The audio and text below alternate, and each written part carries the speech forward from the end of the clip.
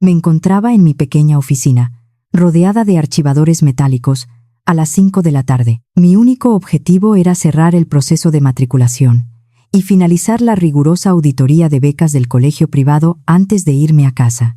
Mis dedos se movían ágilmente sobre el teclado mientras el sistema informático EduGestión procesaba los expedientes académicos.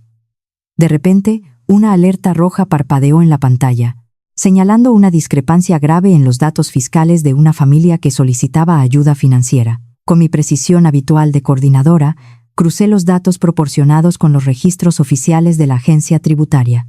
Descubrí en menos de 5 minutos que la familia estaba ocultando ingresos deliberadamente para aparentar una renta per cápita más baja. Denegué la beca con un solo clic, aplicando la normativa educativa con frialdad clínica y sin ningún remordimiento. Sin embargo, mi concentración se rompió al mirar la pantalla de mi teléfono móvil. Había un mensaje de mi madre, doña Carmen, escrito en tono imperativo, exigiéndome que comprara salmón ahumado salvaje y vino caro de camino a casa porque tenían invitados muy importantes esa noche. Abrí la aplicación de mi banco con un nudo en el estómago. Ayer mismo había transferido 1.200 euros a la cuenta de mis padres en concepto de alquiler por mi antigua habitación infantil. Me quedaban apenas 300 euros para terminar el mes, pagar el abono de transporte y comer. Mi defecto interno, ese síndrome de la inquilina invisible, se activó de inmediato, paralizando mi voluntad. Suspiré profundamente, apagué el monitor de mi ordenador y acepté la orden sin rechistar. En el trabajo era una auditora implacable y respetada. En mi propia casa, era un simple cajero automático que no tenía derecho a hacer preguntas. Entré en el amplio piso de mis padres en el exclusivo barrio de Salamanca, cargada con las pesadas bolsas de la compra que casi cortaban la circulación de mis dedos. Mi único objetivo era dejar la comida en la cocina y retirarme a mi habitación en absoluto silencio para seguir trabajando. El salón estaba iluminado con velas aromáticas caras y la larga mesa del comedor estaba puesta con la vajilla de plata heredada de mi abuela. Mi hermana Clara, de 32 años, estaba sentada riendo a carcajadas con su prometido, Borja, y los padres de este. Clara no trabajaba desde hace 3 años, escudándose en una supuesta preparación de oposiciones, pero vestía ropa de diseñador impecable y joyas nuevas. Intenté pasar desapercibida caminando pegada a la pared del pasillo, pero mi madre me interceptó rápidamente, agarrándome del brazo con una fuerza sorprendente que me hizo soltar un pequeño quejido. Con una sonrisa falsa y tensa pegada en el rostro para los invitados, doña Carmen me susurró al oído que dejara las bolsas y me fuera a comer a la cocina, argumentando que no había sillas suficientes en la mesa principal. Miré hacia el comedor. La gran mesa de caoba tenía 6 sillas perfectamente alineadas. Podrían haber añadido una silla plegable fácilmente sin estropear nada. Pero Clara me miró desde su asiento con una expresión de superioridad absoluta y desdén, dejando dolorosamente claro que mi presencia arruinaría la estética perfecta de su cena de compromiso.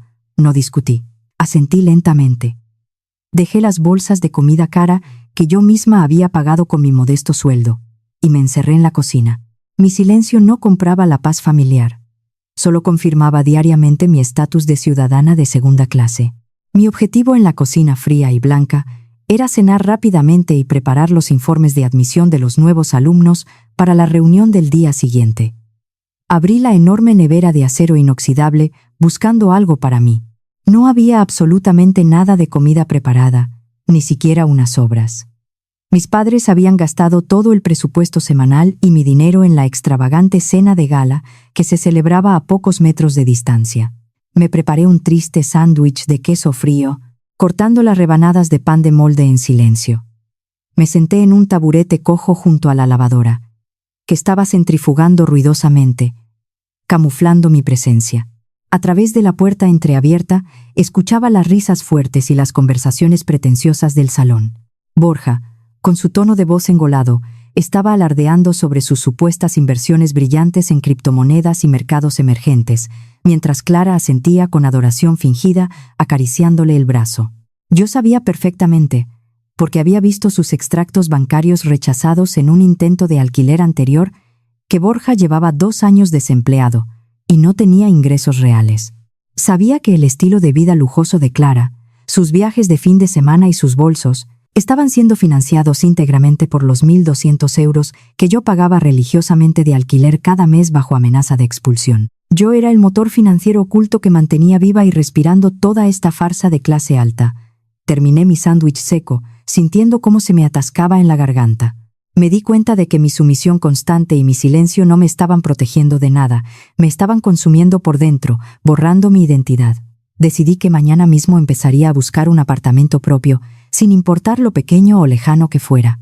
Al día siguiente, llegué a casa exhausta tras una jornada agotadora de 10 horas seguidas lidiando con padres de alumnos exigentes y expedientes académicos complicados. Mi único objetivo era descansar en mi habitación, encender el portátil y buscar pisos de alquiler baratos en Internet. Sin embargo, al subir las escaleras y abrir la puerta principal, me encontré con una escena surrealista. El pasillo estaba completamente bloqueado. Todas mis pertenencias personales, mi ropa colgada en perchas, mis pesados libros de la universidad, mis carpetas de trabajo y mi ordenador personal, estaban apilados descuidadamente en cajas de cartón fuera de mi habitación. Entré en pánico, el corazón latiéndome con fuerza, y corrí hacia mi cuarto. La puerta estaba abierta de par en par. Borja estaba dentro, instalando un monitor curvo gigante sobre mi escritorio de madera, mientras Clara medía los ventanales con una cinta métrica para encargar cortinas nuevas de lino italiano. Me quedé paralizada en el umbral, incapaz de articular palabra. Doña Carmen apareció por detrás de mí en el pasillo y me informó, con un tono casual y absolutamente desprovisto de empatía, que Borja se había mudado oficialmente a la casa esa misma tarde. Me explicó, como si fuera la decisión más lógica del mundo, que como él necesitaba un despacho amplio y luminoso para su supuesto trabajo remoto como inversor, habían decidido trasladarme a mí al antiguo trastero del fondo del pasillo. Caminé aturdida hacia el trastero. Era un espacio minúsculo, sin ventilación cruzada, donde apenas cabía una cama individual pegada a la pared. La pequeña ventana estaba atascada, y el ambiente olía a polvo y humedad acumulada. Me habían desahuciado de mi propio espacio vital sin previo aviso, tratándome literalmente como a un mueble viejo que estorba. Bajé al salón con pasos pesados, sintiendo cómo la sangre me hervía en las sienes. Mi objetivo era exigir una reducción inmediata y drástica del alquiler, ya que la nueva habitación que me habían asignado era legalmente inhabitable. Don Arturo, mi padre, estaba sentado en su sillón de orejas leyendo el periódico financiero. Clara y Borja estaban cómodamente sentados en el sofá de cuero blanco, mirando sus teléfonos. Expuse mi queja con voz firme, afirmando que cobrarme 1.200 euros mensuales por dormir en un trastero húmedo era un robo absoluto y un abuso de confianza. Doña Carmen dejó su taza de té sobre la mesa de centro y me miró con una frialdad que helaba la sangre. Me informó, cruzando las piernas, que dado que Borja ahora vivía permanentemente en la casa, los gastos generales de electricidad, agua y alimentación iban a subir considerablemente. Por lo tanto, me anunció sin pestañear que mi nuevo alquiler sería de 1.800 euros mensuales para cubrir la diferencia y apoyar a la nueva pareja. Me quedé sin aliento, sintiendo un mareo repentino. Les recordé, alzando la voz por primera vez en mi vida, que Clara no pagaba absolutamente nada por vivir allí y que Borja era un extraño desempleado. Don Arturo bajó el periódico lentamente. Me miró por encima de sus gafas y me dijo que si yo no quería pagar mi parte justa para ayudar al progreso de la familia, podía coger mis cajas de cartón y marcharme a la calle esta misma noche. El síndrome de la inquilina invisible se hizo añicos en ese preciso instante. Miré a las 4 personas que me estaban extorsionando descaradamente. No lloré, no supliqué clemencia. Simplemente asentí con la cabeza, di media vuelta y subí las escaleras para recoger mis cajas. Me marchaba para siempre. Necesitaba encontrar mi certificado de nacimiento original, mis contratos laborales y mis documentos fiscales antes de abandonar la casa definitivamente. Mi objetivo era buscar rápidamente en el pesado archivador metálico del despacho de mi padre, donde él guardaba toda la documentación familiar. La familia estaba cenando abajo en el comedor, riendo y celebrando la mudanza de Borja, ignorando por completo que yo estaba empacando mi vida en el piso de arriba. Abrí sigilosamente el cajón inferior de los documentos importantes, buscando mi carpeta verde de plástico. Al sacar mi carpeta, tiré de un sobregrueso de papel marrón con el membrete oficial del Ministerio de Educación, que cayó al suelo de madera. Estaba a nombre de Clara. Mi curiosidad profesional de coordinadora de admisiones se activó instantáneamente, reconociendo el formato de las notificaciones gubernamentales. Abrí el sobre con cuidado y extraje una resolución oficial de concesión de una beca MEC de excelencia para un máster privado en gestión de lujo, valorada en 15.000 euros. Fruncí el ceño y leí los detalles financieros adjuntos en la segunda página.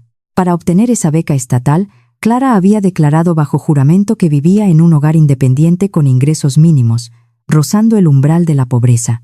Sin embargo, en la sección de sustentador principal de la unidad familiar, aparecía claramente mi nombre completo, mi número de la seguridad social y mi nómina anual exacta. Al final del documento, había una firma digital certificada que declaraba falsamente que yo, Elena, cedía la totalidad de mis ingresos netos a Clara para su manutención. Me quedé completamente helada, el papel temblando en mis manos.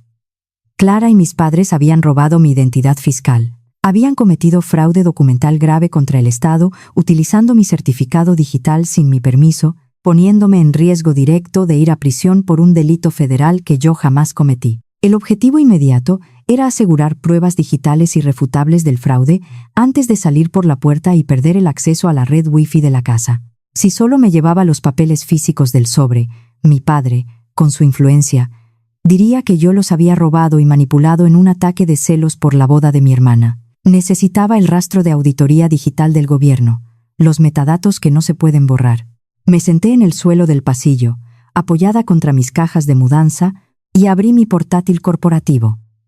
Me conecté a la sede electrónica del Ministerio de Educación utilizando mi propio sistema de verificación de doble factor y mi DNI electrónico. Accedí al historial completo de trámites administrativos realizados en mi nombre durante el último año fiscal. Mis dedos volaban sobre el teclado mientras descargaba el expediente de la beca de Clara. Fui directamente a la sección técnica y descargué el archivo de registro de direcciones IP de las conexiones. El documento en formato PDF mostraba claramente, con fecha y hora exactas, que la solicitud inicial de la beca y la firma digital falsificada se enviaron desde la dirección IP del enrutador principal de la casa de mis padres. Lo más condenatorio era el horario. La transacción se realizó a las 11 de la mañana de un martes, un momento en el que mis registros biométricos demostraban que yo estaba físicamente fichando y trabajando en mi colegio privado. Guardé todos los archivos PDF fuertemente encriptados en una memoria USB segura que llevaba en el llavero. Tenía la pistola humeante digital en mi poder. Cerré el portátil con un golpe seco, cogí mis 2 cajas principales y salí de la casa en absoluto silencio, dejando mis llaves sobre la mesa de cristal de la entrada.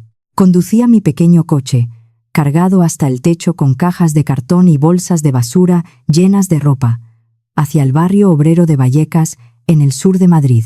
Mi objetivo era instalarme lo antes posible en el pequeño apartamento interior que una compañera del colegio privado me había alquilado de emergencia esa misma tarde. El apartamento era extremadamente modesto, situado en un 4º piso de un edificio antiguo sin ascensor. Los muebles del salón estaban desgastados por años de uso y la nevera de la pequeña cocina hacía un ruido de traqueteo constante. Subí las pesadas cajas por las escaleras, una por una, sintiendo el sudor en la espalda. No había nadie allí para ayudarme a cargar el peso, pero tampoco había nadie para insultarme, menospreciarme o exigirme dinero por respirar. Me senté en el sofá de tela gastada, rodeada de mis pertenencias desordenadas, y miré a mi alrededor.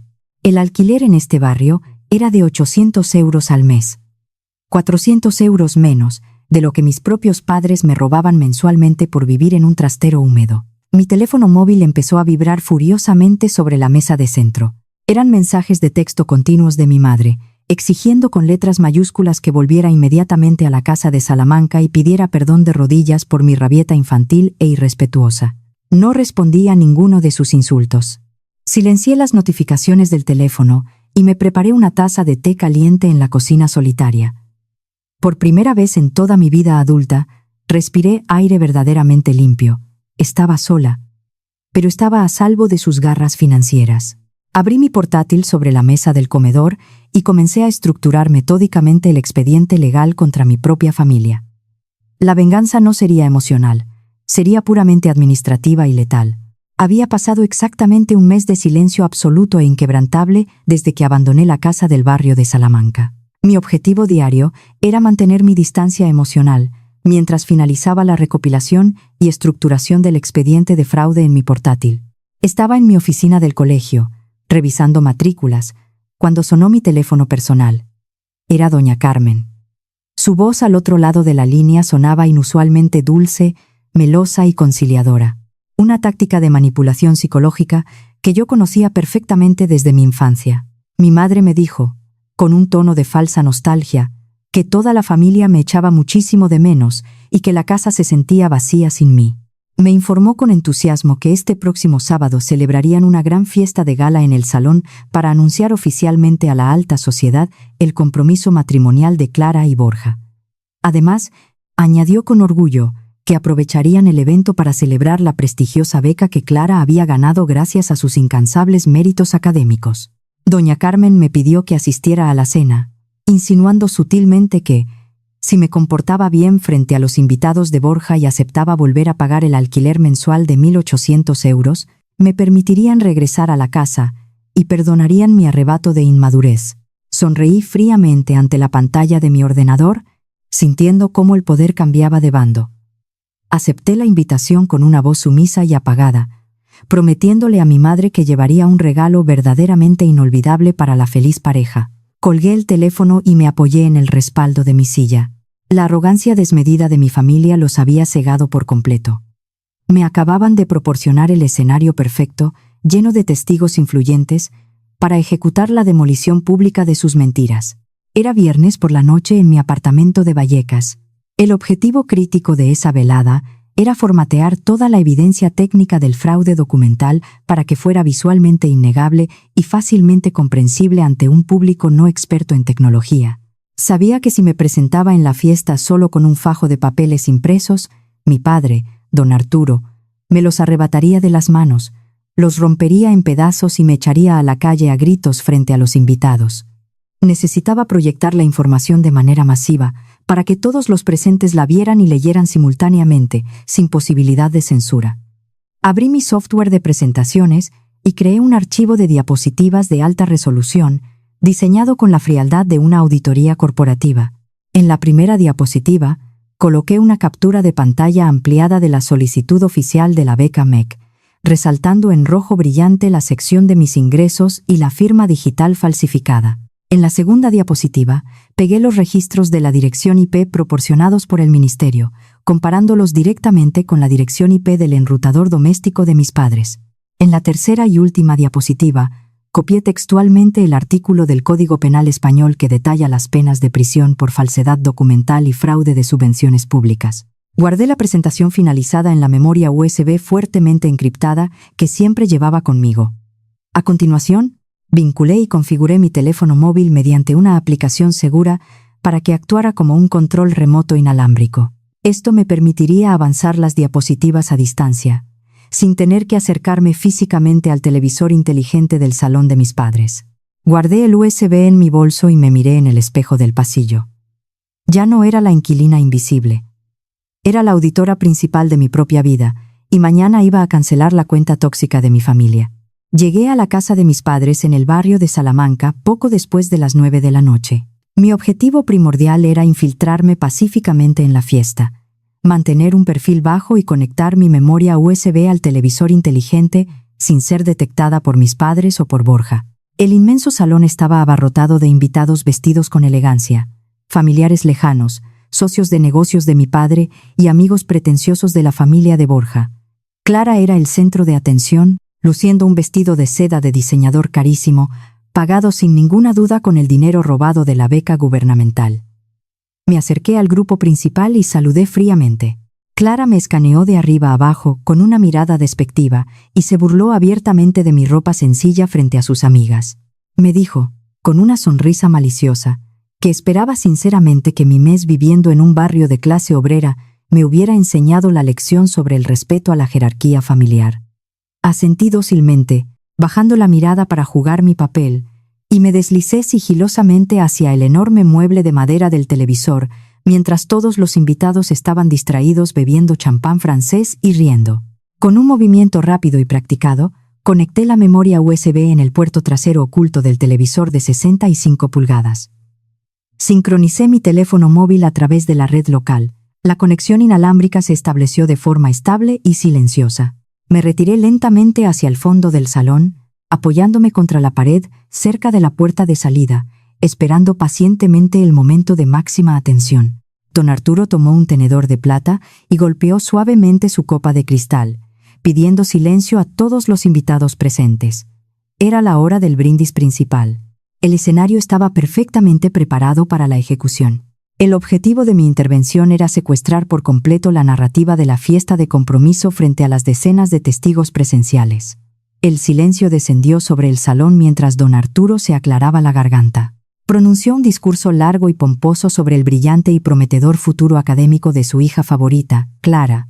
Elogió públicamente su supuesta inteligencia superior y su esfuerzo incansable para conseguir una beca de excelencia tan competitiva del Ministerio de Educación, y celebró con entusiasmo la exitosa, aunque ficticia, carrera empresarial de Borja. Antes de que los invitados pudieran alzar sus copas para beber, levanté la voz desde el fondo de la sala. Clara, fría y resonante, mi voz cortó el silencio del salón como un cuchillo de hielo. «Es una beca verdaderamente fascinante, papá», dije, caminando despacio hacia el centro de la sala, atrayendo todas las miradas. Especialmente considerando el pequeño detalle de que Clara la obtuvo robando mi identidad fiscal y falsificando mi firma. Los invitados jadearon al unísono, bajando sus copas lentamente. Doña Carmen palideció, el color abandonando su rostro bajo el maquillaje, y me gritó histéricamente que me callara de inmediato, acusándome de estar borracha, loca y de intentar arruinar la noche más importante de su hermana por pura envidia. Borja, inflando el pecho, dio un paso adelante de forma amenazante, ordenándome con voz agresiva que saliera de la casa en ese mismo instante, antes de que llamara a seguridad. No retrocedí ni un milímetro ante su intimidación barata. Saqué mi teléfono móvil del bolsillo de mi chaqueta y lo sostuve en alto para que todos lo vieran. Les dije a los invitados, con absoluta calma, que no tenían que creer en la palabra de una hermana supuestamente celosa. Solo tenían que mirar la pantalla del salón. Presioné el botón de ejecución en mi teléfono. El objetivo de ese clic era mostrar pruebas visuales irrefutables que destruyeran instantáneamente la cuidada fachada de respetabilidad de mi familia. Don Arturo, dándose cuenta del peligro, intentó correr hacia el televisor para desconectarlo de la pared, pero yo ya había bloqueado los controles físicos mediante el software de mi USB. La pantalla gigante de 65 pulgadas se iluminó de golpe. Apareció, nítido y enorme, el documento oficial de concesión de la beca MEC. Señalé con el dedo extendido la sección de ingresos financieros.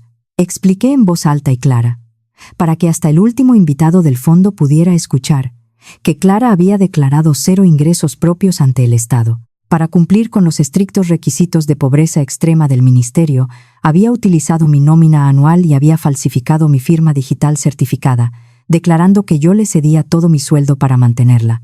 Presioné la pantalla de mi teléfono y avancé a la siguiente diapositiva. Mostré los registros técnicos de la dirección IP proporcionados por el gobierno, demostrando que coincidían exactamente, número por número, con la dirección IP del enrutador de la casa de mis padres, en un horario en el que yo estaba trabajando a kilómetros de distancia. Los invitados, muchos de ellos abogados y profesionales de negocios, entendieron inmediatamente la gravedad extrema del delito que se proyectaba ante sus ojos. No estaban presenciando una simple pelea familiar por celos. Estaban presenciando la exposición documentada de un fraude federal. Clara empezó a llorar histéricamente, el maquillaje corriéndose por sus mejillas, gritando mentiras desesperadas sobre cómo yo había manipulado los datos informáticos por envidia de su boda. Borja retrocedió lentamente, alejándose de Clara, dándose cuenta con terror de que estaba a punto de verse implicado directamente en un delito penal grave. Mi objetivo final en esa sala era obligar a mi familia a devolver el dinero robado al Estado y asumir las consecuencias legales de sus actos, liberándome de cualquier responsabilidad futura. Doña Carmen, presa del pánico social, suplicaba a los invitados más cercanos que no escucharan mis locuras, intentando desesperadamente salvar su reputación en el barrio, pero la sala entera permanecía en un silencio sepulcral y acusador. Avancé a la última diapositiva de mi presentación, una captura clara y directa del Código Penal español. Leí en voz alta, con dicción perfecta, las penas exactas de prisión estipuladas para los delitos de falsedad documental y fraude agravado de subvenciones públicas. Me volví hacia Clara, don Arturo y doña Carmen, mirándolos con una frialdad absoluta y desprovista de cualquier vínculo afectivo. Les di un ultimátum legal innegociable frente a 50 testigos. Les informé que tenían exactamente 48 horas hábiles para devolver los 15.000 euros íntegros a las cuentas del Ministerio de Educación y para cancelar oficialmente la matrícula del máster de lujo. Si el lunes a primera hora de la mañana no me enviaban por correo electrónico el comprobante de pago oficial y sellado por el banco, yo misma entregaría este expediente digital completo a la Unidad de Delitos Económicos de la Policía Nacional y a los inspectores de la Agencia Tributaria. Borja, aterrorizado por la perspectiva real de ir a la cárcel y perder su cómodo estilo de vida, soltó bruscamente la mano de Clara. Murmuró, mirando a los invitados, que él no sabía absolutamente nada de este fraude, y salió corriendo de la casa a toda prisa, abandonando a su prometida frente a todos. La farsa familiar había colapsado por completo, aplastada por el peso de sus propias mentiras. El objetivo de mi salida era abandonar la casa de mi infancia habiendo cortado y quemado todos los lazos tóxicos que me habían mantenido prisionera durante 28 años. Don Arturo, el patriarca que siempre me había tratado con desprecio, cayó sentado pesadamente en una silla del comedor. Se agarraba la cabeza con ambas manos, mirando al vacío, dándose cuenta de que su impecable reputación social y sus contactos de negocios estaban arruinados para siempre en la ciudad de Madrid. Clara estaba arrodillada en el suelo del salón, llorando desconsoladamente sobre su arruinado vestido de seda italiana. Me rogaba entre sollozos patéticos que no la denunciara a la policía, prometiendo desesperadamente que buscaría un trabajo de verdad para devolverme el dinero robado. Doña Carmen me miraba desde la distancia con una mezcla de terror puro y asombro, viendo finalmente a la mujer fuerte, analítica e implacable que ella siempre había intentado aplastar y silenciar bajo su techo. No sentí ni una pizca de lástima por ninguno de ellos. Me acerqué al televisor y recuperé mi memoria USB encriptada, guardándola de forma segura en mi bolso. Les repetí, con voz monótona, que el reloj estaba corriendo y que esperaba ver el comprobante de pago oficial el lunes a primera hora. Me di la vuelta y caminé con paso firme hacia la puerta principal del piso. Los elegantes invitados se apartaron rápidamente en silencio para dejarme pasar, abriéndome un camino, mirándome con una extraña mezcla de miedo y profundo respeto. Salí al pasillo exterior, cerré la pesada puerta de roble tras de mí con un clic definitivo y respiré el aire fresco y frío de la noche madrileña. Era completamente libre. Han pasado 6 meses desde aquella noche en el barrio de Salamanca. Me encuentro sentada en mi nueva y amplia oficina, habiendo sido ascendida recientemente al cargo de directora de admisiones y gestión de datos del colegio debido a mi meticulosidad en las auditorías. Mi objetivo hoy es entregar un mensaje final, basado en mi experiencia, a quien esté dispuesto a escuchar. Reflexiono a menudo sobre lo que yo solía llamar el síndrome de la inquilina invisible. Le digo a la audiencia que una familia tóxica funciona exactamente igual que un contrato de arrendamiento abusivo. Te convencen desde la infancia de que debes pagar un peaje emocional, financiero y psicológico constante solo para tener el derecho básico a existir y respirar dentro de su mundo. Advierto al oyente que el amor verdadero y la lealtad familiar no cobran alquiler, no te encierran en trasteros oscuros y, desde luego, no falsifican tus firmas digitales para robar tu futuro. La única forma de ganar contra personas narcisistas que te tratan como un simple recurso prescindible es auditar sus mentiras con frialdad clínica y presentarles la factura final en público. Clara se vio obligada a devolver los 15.000 euros al Estado vendiendo su anillo de compromiso y su ropa de diseñador, y mis padres tuvieron que hipotecar la casa para pagar las multas de Hacienda. Yo nunca volví a hablar con ninguno de ellos. Te pregunto a ti, ¿qué me escuchas? ¿Alguna vez tu propia familia te hizo sentir que tu único valor real era lo que podías pagar, callar o soportar por ellos? ¿Cómo lograste cortar esa línea de crédito emocional y escapar de su extorsión? Cuéntamelo en los comentarios. Protege tus datos, protege tu dignidad por encima de todo, y nos vemos en la próxima historia.